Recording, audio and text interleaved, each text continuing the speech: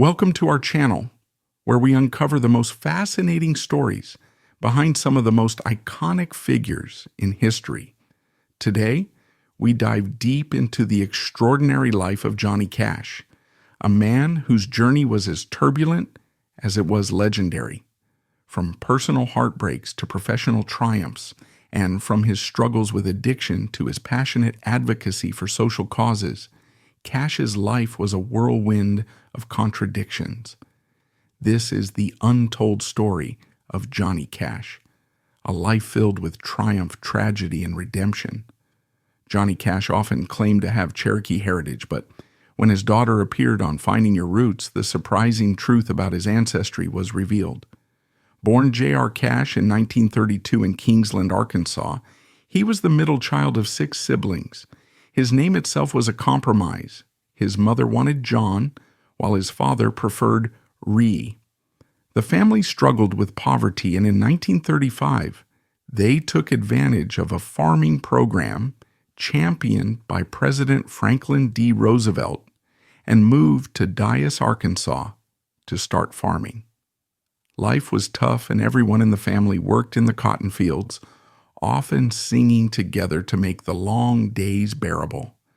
An often overlooked aspect of Johnny Cash's life was his deep love for nature, especially the moments he spent fishing and hiking. Immersing himself in the tranquil stillness of the wilderness provided him not only with an escape from the pressures of fame, but also with inspiration for his music.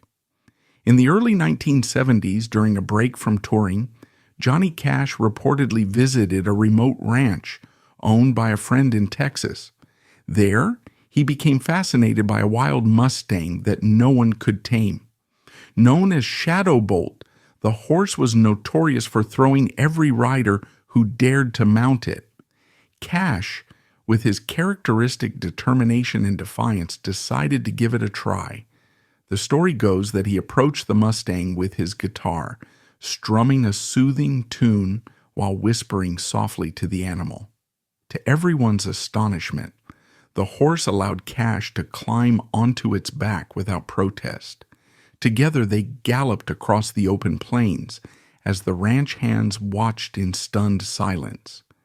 Cash later joked that the horse must have had a taste for country music, though others swore there was something almost mystical about the connection between man and beast. Sadly, tragedy struck when Johnny's older brother Jack suffered a horrific accident with a table saw that nearly split him in half. After lingering for a week, Jack passed away. The loss devastated Johnny, as Jack had been his closest sibling. To cope with his grief, Johnny turned to music. Encouraged by his mother and a family friend, he learned to play the guitar and was writing his own songs by the age of 12, many of them inspired by gospel music. In the 1950s, during the Korean War, Johnny enlisted in the U.S. Air Force and was stationed in West Germany. Before leaving, he met Vivian Liberto at a roller skating rink. After years of corresponding, the two married when Johnny returned to the U.S. with a new family to support. Cash and Vivian moved to Memphis, Tennessee, but he was unsure of his career path. He took a job selling appliances, but music remained his passion. In his free time, he began playing with local musicians and decided to audition for Sun Records. Cash's initial audition consisted of gospel songs, but Sam Phillips, the founder of Sun Records, famously told him to come back after you've done some sinning. Taking the advice to heart, Cash reworked his style, adopting a rockabilly sound. By 1955, he had recorded 2 hits under Sun Records, Hey Porter and Cry, Cry, Cry. Both songs became successes, and spending time around Sun Records proved to be a pivotal moment in Cash's burgeoning career. In 1956, Johnny Cash found himself in the Sun Records studio alongside fellow musicians Carl Perkins and Jerry Lee Lewis when, to everyone's surprise, Elvis Presley walked in.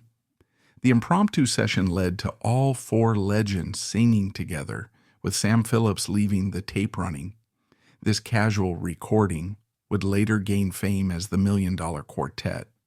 At the time, however, Cash had yet to achieve the kind of fame that would place him alongside these other rising stars. That same year, Cash wrote and recorded I Walk the Line, the song that would become his breakthrough hit. Its success was monumental, reaching both the country and pop charts. A deeply personal track, I Walk the Line was a declaration of loyalty and faithfulness to his wife, Vivian Liberto. Ironically, despite the song's theme, Cash himself struggled with fidelity. His growing fame brought temptation, and before long, he had begun an affair with singer June Carter. Cash and Carter shared a mutual connection in Elvis Presley. While touring together, Presley would often stop at roadside diners and play Cash's songs on jukeboxes, insisting Carter listen. At the time, Cash already admired Carter's voice, as she was a well-known performer. In 1956, the two finally met backstage at the Grand Ole Opry. Carter later admitted she felt an immediate connection with Cash, as though she had known him for years. The chemistry between them was undeniable, but since both were married, they chose to suppress their feelings. Interestingly, when Carter eventually divorced her first husband, she didn't immediately turn to Johnny Cash. Instead, she remarried, tying the knot with someone else. Whether Cash viewed this as a rejection remains unclear, but it did little to curb his infidelity. Rumors of his unfaithfulness swirled, revealing that during his marriage to Liberto, Cash had not only pursued June Carter, but also carried on an affair with Carter's sister, Anita. These revelations painted a picture of a man whose personal life was as turbulent as his rising career. By 1958, Johnny Cash and his wife Vivian Liberto had relocated to Southern California, where they welcomed their daughter, Roseanne. As his fame grew, Cash began to spiral into self-destructive habits. Alcohol became a constant companion, but that was only the beginning. Before long, Cash found himself in Nashville, living with fellow country star Waylon Jennings. Together, they relied on amphetamines to stay awake during grueling tours. But the drugs had adverse effects, making Johnny jittery and prone to unpredictable behavior. At his lowest points, he retreated into isolation, grappling with feelings of despair and hopelessness.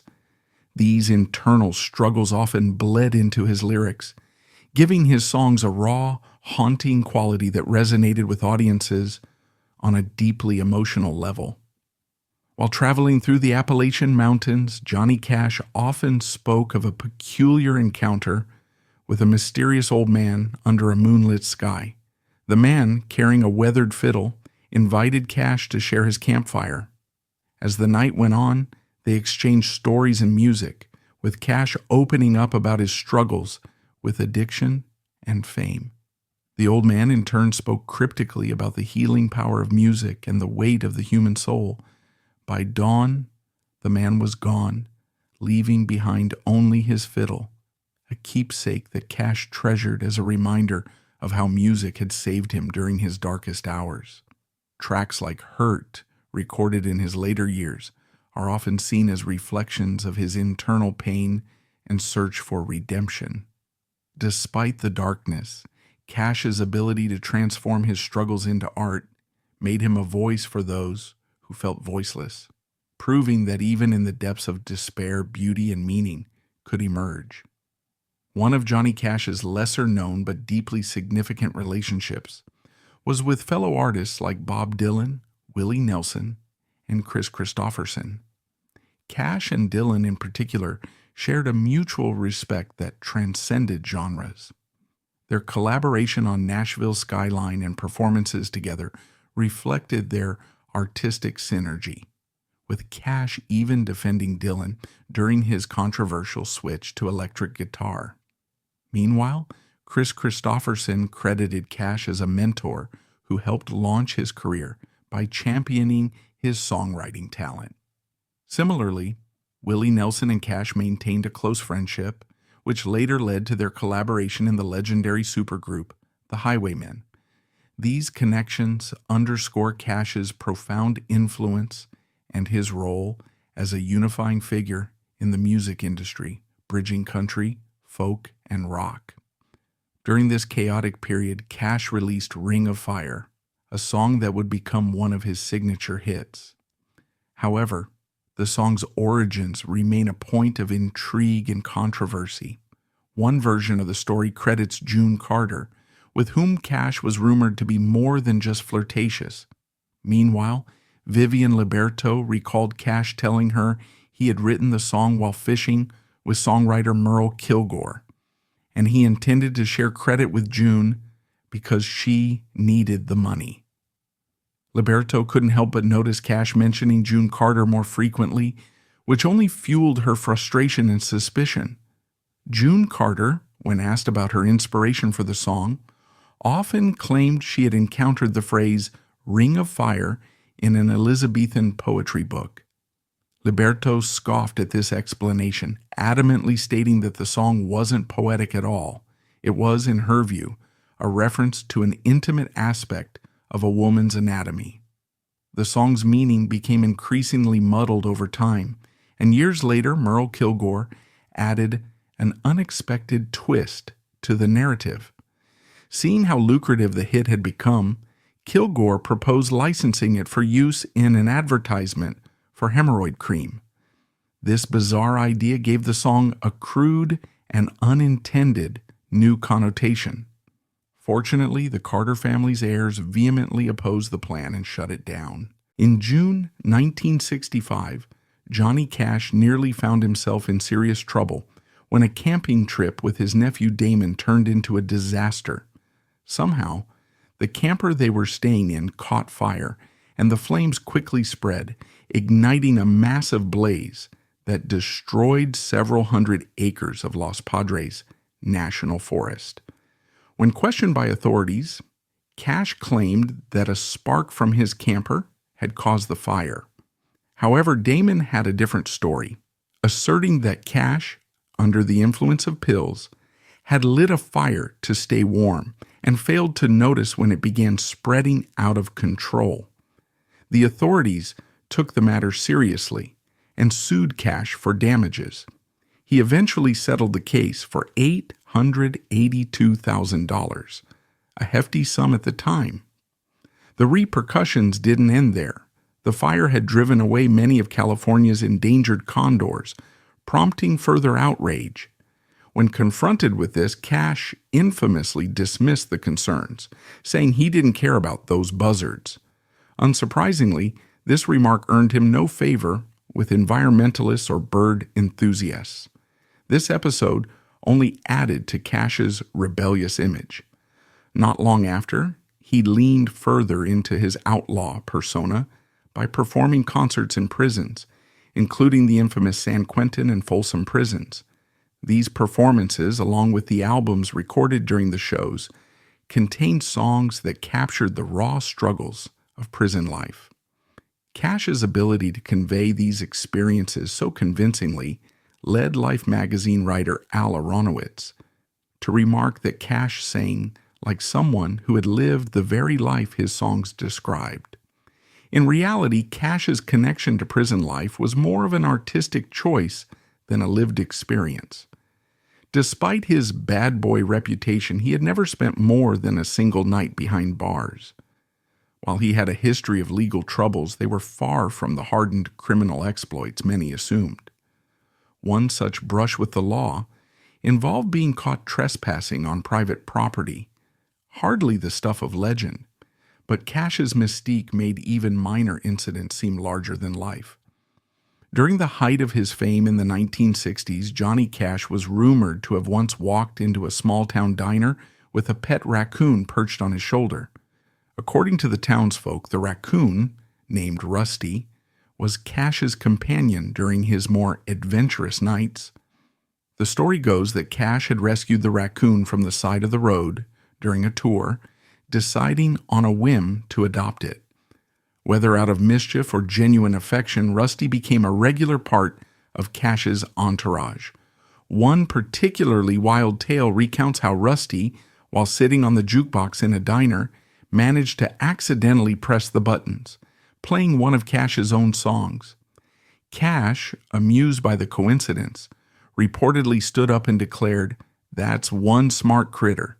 He's got better taste in music than most folks I know." The moment didn't end there. As the story goes, Cash then proceeded to perform a duet with Rusty, using a napkin holder as a makeshift microphone for the raccoon. The impromptu performance left the diners in hysterics, solidifying Cash's reputation as an unpredictable, charismatic legend. While there's no record of this tale being true, fans have often repeated it, saying it perfectly encapsulates the chaotic charm of the Man in Black.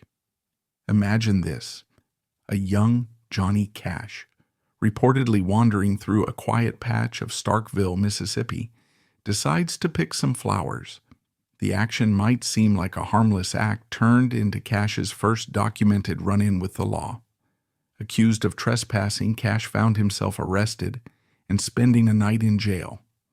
While the incident itself was minor, it laid the groundwork for his reputation as a rebellious figure willing to challenge societal norms, whether intentionally or not. Fast forward a few years to El Paso, Texas, and the stakes get significantly higher. By this time, Johnny Cash was a rising star, but fame came with its own set of challenges. While crossing back into the United States from Mexico, he was stopped by border authorities who suspected he might be smuggling illegal drugs. You can almost picture the tension, the intense scrutiny, the whispered accusations, and Cash himself maintaining a cool demeanor as officers combed through his belongings. To their surprise, no opiates or hard drugs were found. Instead, what emerged were prescription amphetamines, still illegal under the circumstances, but far less incriminating than the narcotics they were expecting. Cash faced no serious consequences for this discovery, receiving little more than a stern warning and a minor penalty. But the incident highlighted a growing issue in his life: his increasing reliance on amphetamines to cope with the pressures of fame and relentless touring schedules. This encounter wasn't just a legal hiccup, it marked the beginning of a darker chapter in Cash's life, where substance abuse would play a significant role in his personal and professional struggles. While Cash walked away relatively unscathed, the incident hinted at the inner turmoil that would later inspire some of his most raw and heartfelt music. The world often associates Johnny Cash with rebellion, resilience, and redemption, but beneath the surface of his rising fame lay a deeply personal battle, one that neither he nor his wife, Vivian Liberto, could have prepared for. This is the untold story of how a single photograph ignited a storm of racial prejudice, endangering their lives and highlighting the darker side of fame in America. At first glance, it seemed like an innocent moment, a newspaper photograph of Johnny Cash, the rising star, and his wife Vivian Liberto, who was there to support him through his journey. However, this seemingly simple image sparked a controversy that escalated into a dangerous ordeal. Vivian, with her Sicilian and African American ancestry, had a darker complexion that led white supremacists to wrongly assume that the couple was in an interracial marriage, a taboo in the deeply segregated America of the 1950s and 1960s. This misinterpretation led to an avalanche of hate mail and death threats. The vitriol wasn't just directed at Vivian, it extended to Cash as well, targeting his career and personal life. For a couple that had already faced their share of challenges, this wave of hostility brought an entirely new and terrifying dimension to their struggles. Imagine living every day with the fear that opening the mailbox could bring another death threat. For Johnny and Vivian, this wasn't just a possibility, it was their reality. Letters scrawled with hateful slurs and ominous warnings arrived regularly. forcing them to take measures to protect themselves and their children. For Vivian, the situation was even more personal and painful. She wasn't just dealing with hate from strangers. She was grappling with the fact that her heritage, something she was proud of, had become a point of attack.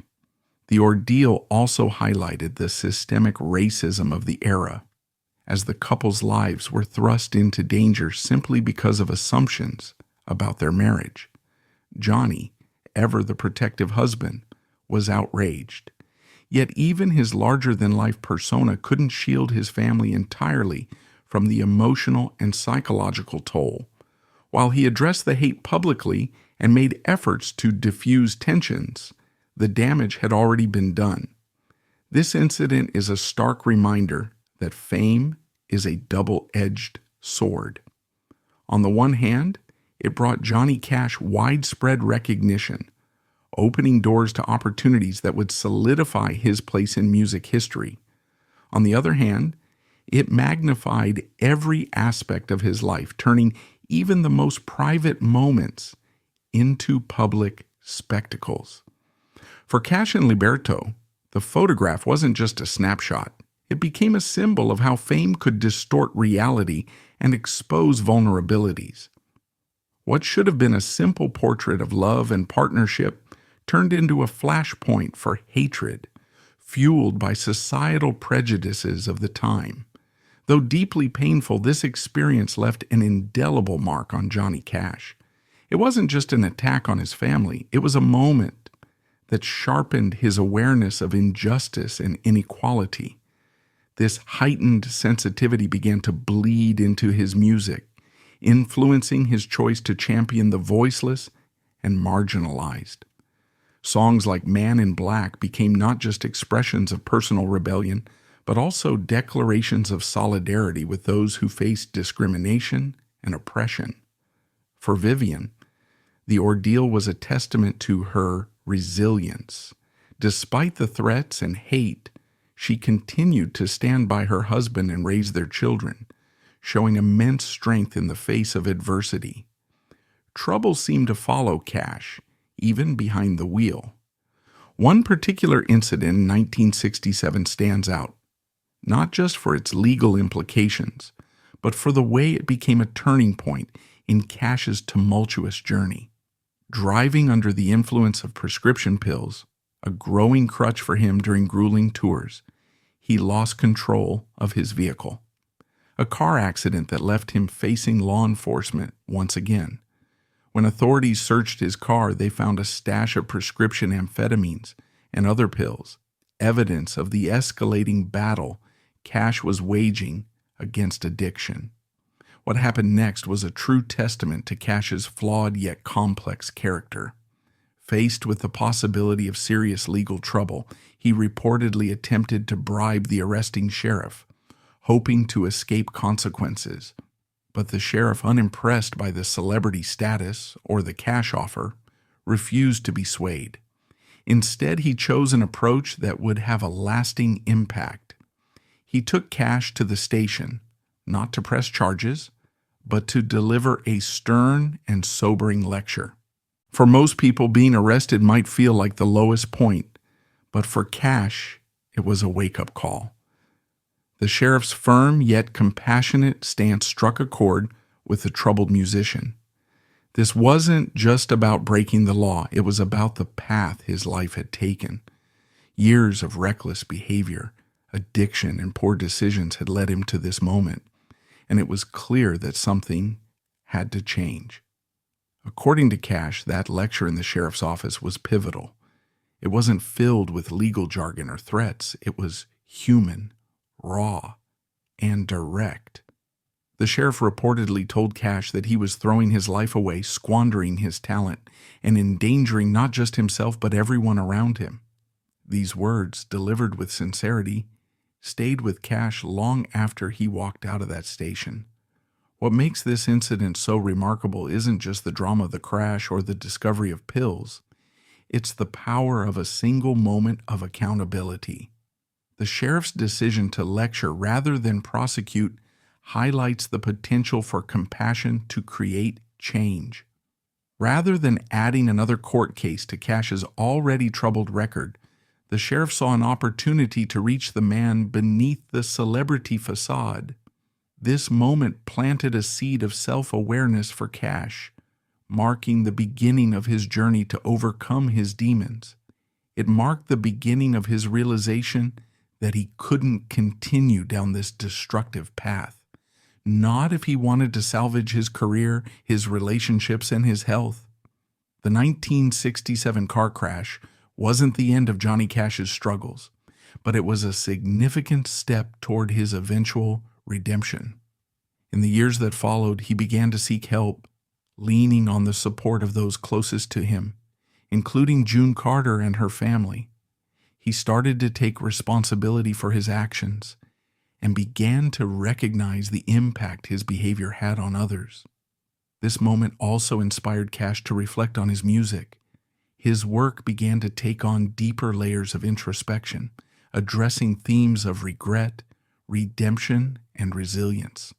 Songs like Hurt and I Walk the Line resonated with fans because they weren't just performances, they were confessions, windows into a man grappling with his flaws and fighting to rise above them. This story isn't just about Johnny Cash. It's about the universal potential for change. It's a reminder that even in the darkest moments, a single encounter or decision can set the stage for transformation. For Cash, it wasn't a courtroom or a prison cell that pushed him toward change. It was an honest conversation with someone who cared enough to hold him accountable. For anyone who's ever felt trapped by their circumstances or haunted by their mistakes, Cash's story is a beacon of hope. It shows that no matter how far you've fallen, there's always a way back. It might not be easy, and it might not happen overnight, but with the right motivation and support, redemption is possible. What he needed, though, was a final push towards sobriety, and that push came from an unexpected source. By this time, Cash and his wife had separated, confirming the suspicions Liberto had harbored about his reckless behavior. Johnny Cash began pursuing June Carter, but there was one major obstacle. She refused to date him as long as he continued abusing pills. Determined to help him, Carter and her family moved into Cash's estate with the intention of confronting his addiction head-on. After an intense period of struggle, Johnny Cash emerged from his home as a transformed man, ready to embrace a fresh chapter in life.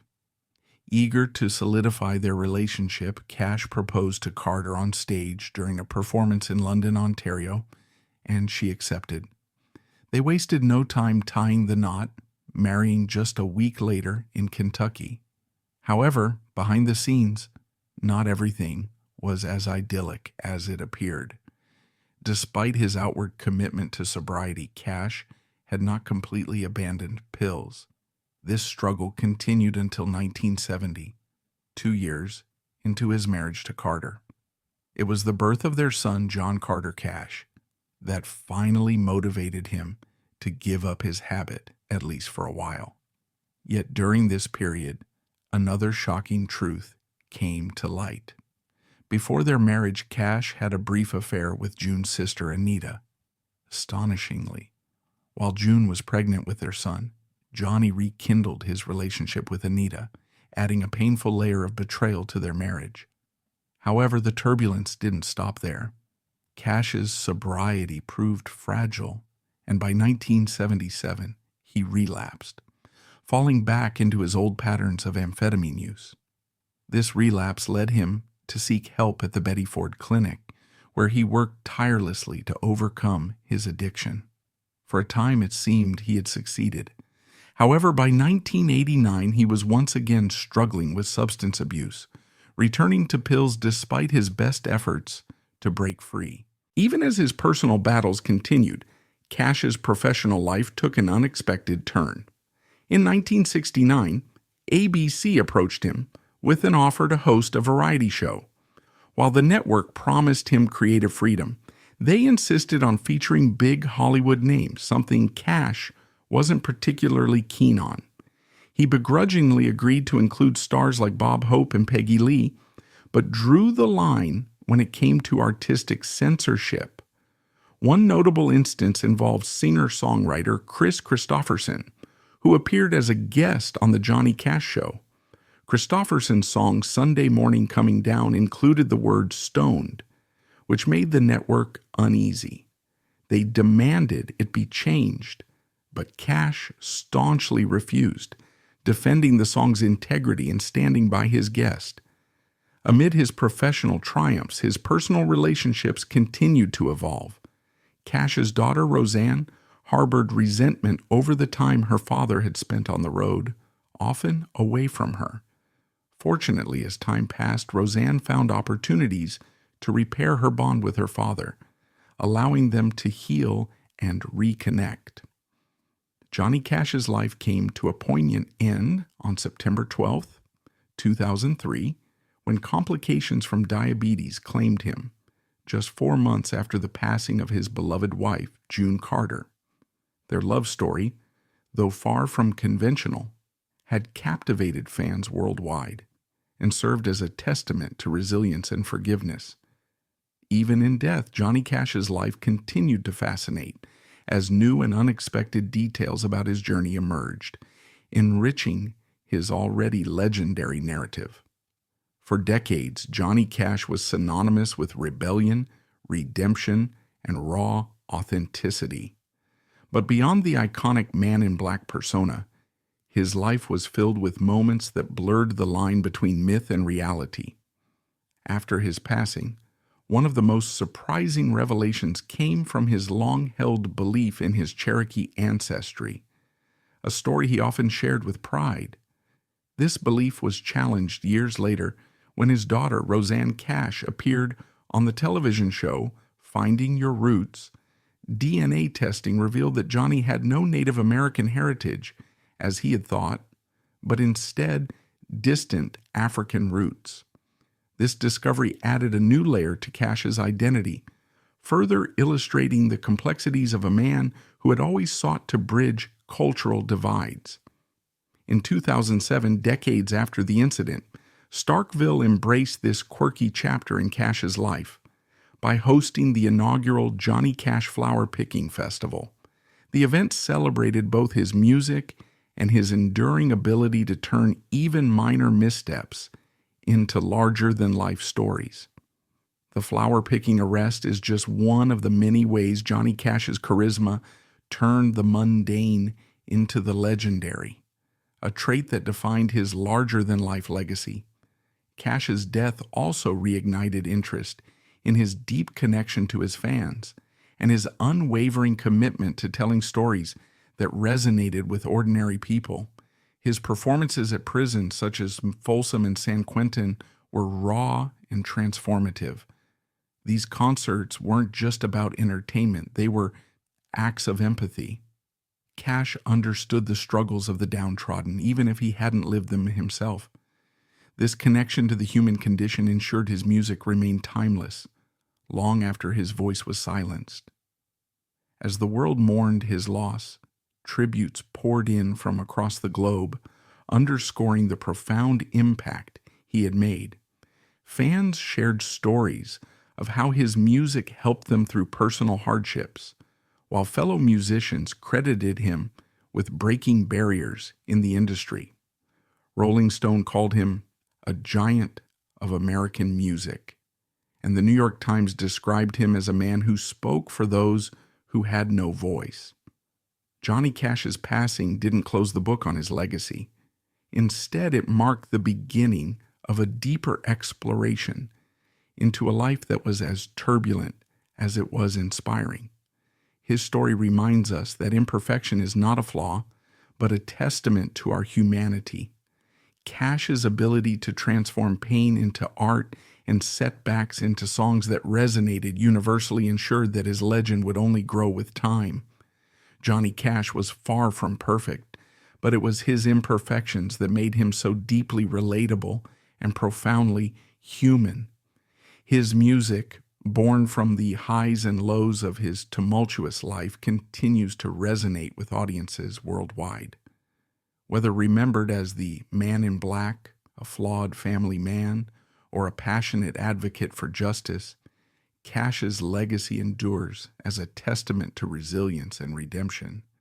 If you enjoyed this exploration of Johnny Cash's life, be sure to like, comment, and subscribe for more captivating stories. Let us know your favorite Johnny Cash moment in the comments below. Until next time.